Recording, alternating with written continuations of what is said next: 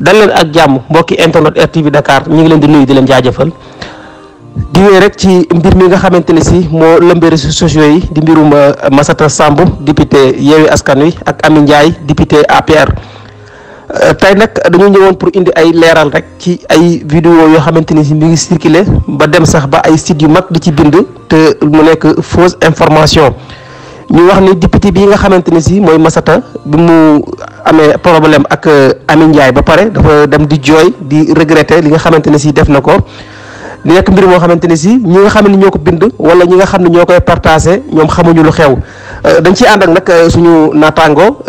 kii nga xamante ne si moom mooy Mourchid Diatta mu defal ñu ay leeral après ñu ñëwaat ci waxtaan bi. ñun Sénégal dañoo jàpp ni violence mooy jàpp di dóorante wala affaire yi alors que violence ci kàddu la njëkkee nit rey na nit ci loo xamante ni kàddu la bu mu yëkkati teg ko yéen ñëpp xam nga ni àdduna bi fii kun fi laaloon sa gëm-gëm nga réagir donc Massata il a bien fait. Tout récemment rek maa ngi gis benn vidéo buy circulé peut-être lott naa sax si leeral ko mais juste rek ma wax leen indil leen ci ay leeral vidéo Massata Samb bi peut-être après dinañ ko insérer ci suuf bu ko defee yéen ñëpp mën koo seetaan.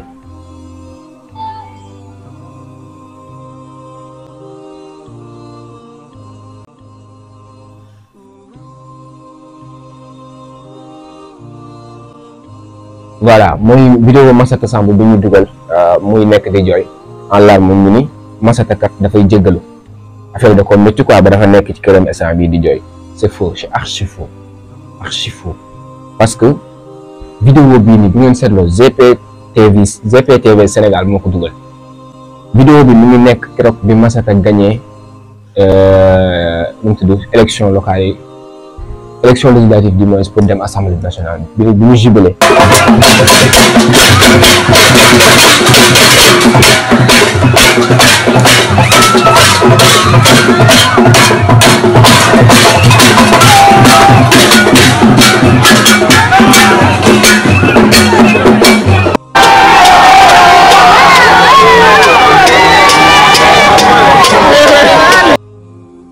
ci la vidéo bi xewoon am na image yu ñu ci dugaloon ci suñu chaîne ci MDN TV dinañ leen ko andil sax ngeen gis ko ñu insérer ko ci wet bi moom it ngeen xam ni du loo xamante ni instant bii la donc parce que dafa am lu bëri dañoo jàpp ni Massata dafa nekk di jéggalu wala di métti lu loolu nga xamante ni xew na foofu ci assemblée mais vidéo bi keroog bi mu gagné élection yi la biir ci waawoon ci guddi googu mu doon jubilé donc émotion bi jàppoon ko moo taxoon mu doon jooy mais du loo xamante ni si daa ñëw pour lu ko métti la mu toog di jooy après affaire yi bi mu amee donc ñu xamle que ni nii daal la demee en tout cas sénégalais liñ leen wax daal mooy mbir bu xewee nañ xool la yëkkati mbir mi. jërëjëf mbokk mi Mourchid Diatta leeral yi am na solo ñun ñëpp ñoo ko gisandoo. te it ñu gis ni rek am na ay sites yu mag a mag yu nekk Sénégal fii ñu ngi bind ci lii te xamuñu ni lii du dëgg wala buñ ko xamee tamit dañuy def maa tey ndax situation bu mel nii su amee dafa am ñoo xamante ne si lii seen liggéey mooy di manipuler nit ñi di joxe ay fausse information moo tax bu ñu tollee ci moment bu mel nii tey daf ciy baax ci yenn information yi ndax am na ñoo xamante ne si lu ñuy def dañ leen ko sant am na ñoo xamante ne si aussi dañuy dégg télé rek damm na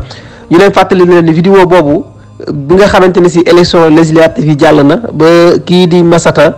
nekk député la woon kon loolu yàgg na yaakaar naa mbokk mi ni mu ko waxee leer na naññ ñuy rappelé waat rek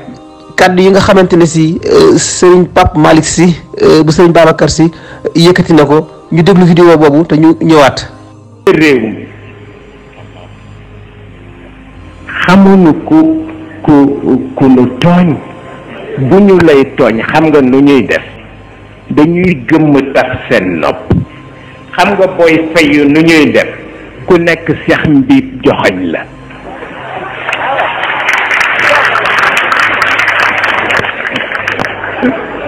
lii mooy logique gu peuple sénégalais. jërëjëf si lii mooy jikkoy sénégalais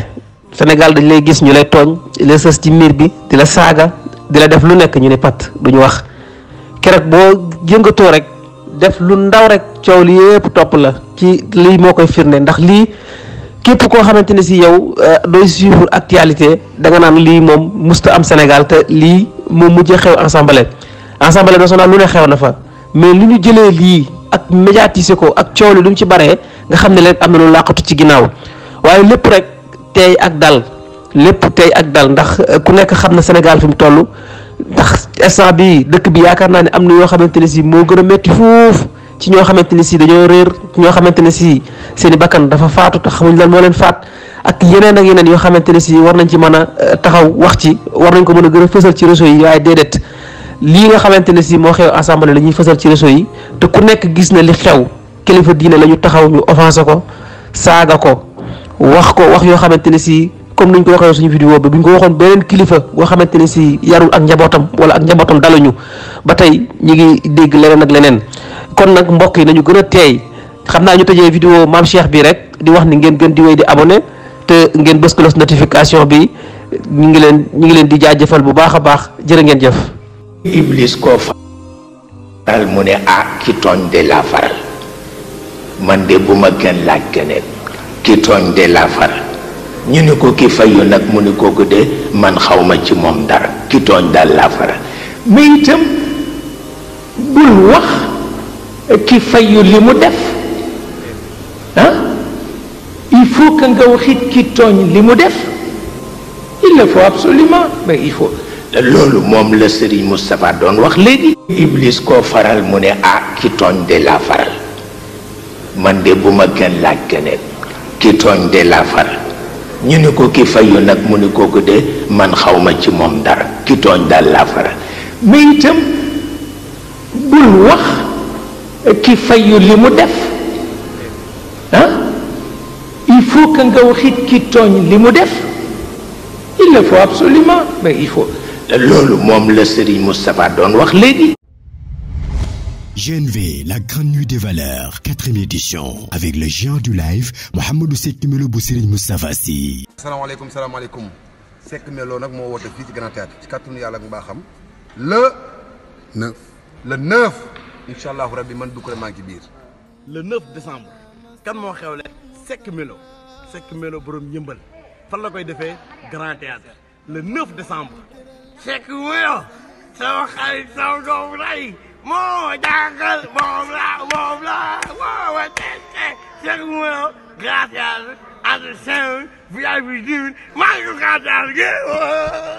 jël sa bic bindal date bi le 9 décembre comme moo woote Grand Théâtre ñu ne Seck Melo entre 10 000 ak 10 000 francs teel la ñëw boo yeexee du en place te bëgguma bis bi kenn nettali la ko. entrée 5000 VIP 10 taw pour nante. Ça sera le vendredi 9 décembre au Grand Théâtre National Doudou Ndiaye Coumba Rose. Cette édition est dédiée à Mame Cheikh Tidiane Sy Al Maktoum à l'image du capitaine Seck Melo loo wax.